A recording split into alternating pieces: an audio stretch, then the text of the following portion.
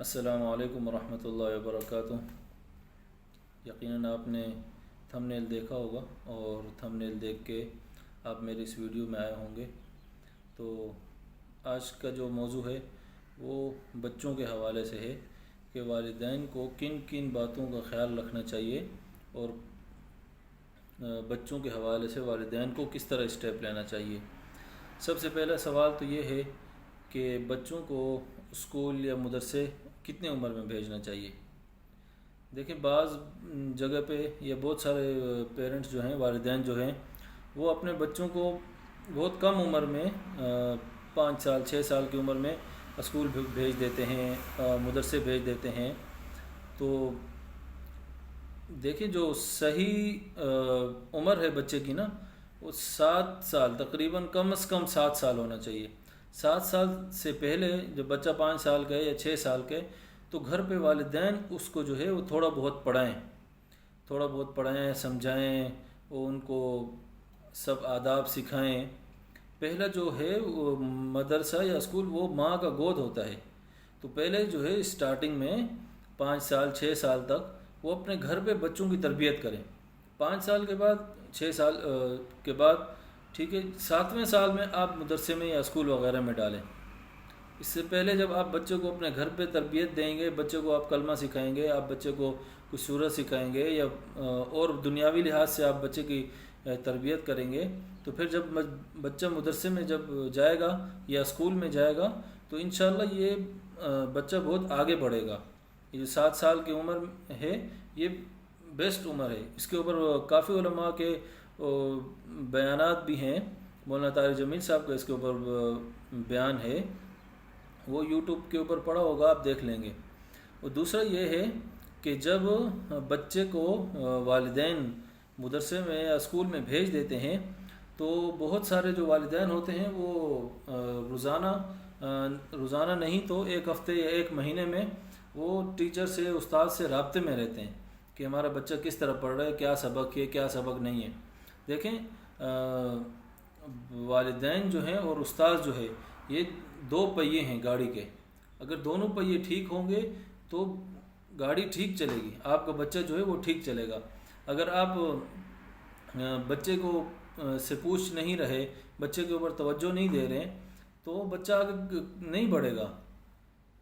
استاد اور والدین اگر یہ دونوں بچے کے اوپر محنت کریں گے، بچے کے اوپر نظر رکھیں گے تو بچہ آگے بڑھے گا۔ اگر استاد، مثال کے طور پہ استاد محنت کر رہے، ٹیچر محنت کر رہے، والدین توجہ نہیں دے رہے، محنت نہیں کر رہے تو بچہ آگے نہیں بڑھے گا۔ اس طریقے سے اگر والدین توجہ دے رہے ہیں اور ٹیچر توجہ نہیں دے رہی تو بچہ آگے نہیں بڑھے گا۔ بچہ جتنا بھی کمزور ہو، دیکھیں پہلی بات تو یہ، بچہ کمزور ہوتا نہیں ہے۔ وہ بچے کا ذہن یا بچے کے ذہن میں سبق کیوں نہیں بیٹھتا، یہ میں ابھی تھوڑی دیر میں آپ کو بتاتا ہوں۔ دیکھیں، بچہ کمزور نہیں ہوتا۔ اگر والدین اور ٹیچر دونوں، اگر پیرنٹس اور ٹیچر دونوں اگر محنت کریں گے تو بچہ نکل جائے گا انشاءاللہ، بچہ آگے بڑھتا جائے گا آہستہ آہستہ۔ مین وجہ یہ ہے کہ اکثر جگہوں پہ کام کی وجہ سے یا مصروفیت کی وجہ سے بچوں کو والدین نہیں دیکھتے، تو اس کی وجہ سے بچہ آگے نہیں بڑھ پاتا۔ اور جو تیسری بات، جو میں نے ایک پوائنٹ آپ کو کہا کہ میں آگے چل کے آپ کو بتاؤں گا کہ یہ بچوں کا ذہن کیوں کمزور ہوتے ہیں، یہ کیوں کہتے ہیں کہ یہ بچے کا ذہن کمزور ہے، اس کو یاد نہیں ہوتا سبق، یا اس کو جو ٹیچر کام دیتی ہے وہ اس سے نہیں ہوتا۔ اصل میں مین وجہ یہ ہے کہ آج کل ہم لوگوں نے یہ ایک روٹین سا بنایا ہوا ہے کہ بچہ اگر تھوڑا سا رو رہا ہے تو ماں اس کو موبائل پکڑا دیتی ہے، اگر بچہ تھوڑا تنگ کر رہا ہے تو والد اس کو موبائل پکڑا دیتا ہے۔ موبائل نہیں تو گھر پہ اتنے بڑے بڑے اسکرین لگا لیتے ہیں، وہ بچے اس پہ پورا دن کارٹون دیکھتے رہتے ہیں، کارٹون نہیں دیکھتے ہیں، کچھ اور دیکھتے رہتے ہیں۔ وہ انٹرنیٹ ہے، اس کے اوپر کچھ بھی آ سکتا ہے، کسی طریقے کا ایڈ بھی آ سکتا ہے، تو بچوں کا جو ذہن ہے وہ وہاں پہ جا رہا ہے، استعمال ہو رہا ہے، وہ کارٹون میں، وہ موبائل میں، وہ گیم میں، وہاں پہ بچوں کا ذہن جا رہا ہے، وہاں پہ بچوں کا ذہن استعمال ہو رہا ہے۔ تو اس لیے وہ سبق کی طرف ذہن نہیں ہے، وہ سبق پڑھنے جا رہے ہیں، ٹیچر پڑھا رہی ہیں، یا اسکول جا رہے ہیں، یا مدرسے جا رہے ہیں، کہیں بھی جا رہے ہیں، وہ ذہن جو ہے بچے کا وہ موبائل پہ کھڑا ہوا ہے، وہ اسکرین پہ کھڑا ہوا ہے بچے کا ذہن، اس لیے وہ بچہ آگے نہیں بڑھ پاتا۔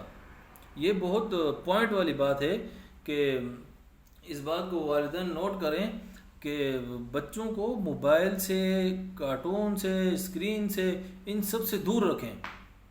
ایک مثال سے میں آپ کو سمجھا دیتا ہوں، جیسے آپ لوگوں نے اپنی زندگی میں دیکھے ہوں گے بہت سارے نابینے لوگ ہوتے ہیں، یا بہت سارے بچے جو ہوتے ہیں وہ نابینے ہوتے ہیں، ان کی پیدائشی آنکھیں نہیں ہوتی ہیں، لیکن آپ نے دیکھا ہوگا کہ وہ ہر چیز میں تیز ہوتے ہیں، وہ پڑھائی میں بہت تیز ہوتے ہیں، اسکول کی پڑھائی ہو، مدرسے کی پڑھائی ہو، عالم کا کورس ہو، کچھ بھی ہو، پڑھائی میں بہت تیز ہوتے ہیں، ان کا دماغ ہر چیز میں بہت تیز چلتا ہے۔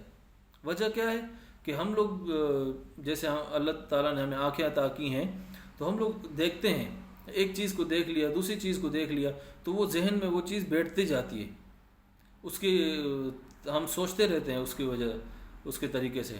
تو اس طریقے سے بچہ جب چھوٹا ہوتا ہے وہ موبائل دیکھتا ہے، ٹی وی دیکھتا ہے، کیمرہ دیکھتا ہے، سب کچھ دیکھتا ہے، تو وہ بچے کے ذہن میں آتا جاتا ہے، تو بچہ وہ سوچتا رہتا ہے، تو بچے کے ذہن میں جب یہ ہوگا تو اسکول کا کام، مدرسے کا کام بچے کے ذہن میں کہاں بیٹھے گا۔ ایک نابینا ہوتا ہے، وہ اس کو نہ موبائل سے مطلب ہے، نہ اس کو اسکرین سے مطلب ہے، نہ اس کو باہر کچھ چیز سے مطلب ہے، وہ جب کسی چیز کو دیکھتا نہیں ہے تو اس کا ذہن صاف ہوتا ہے۔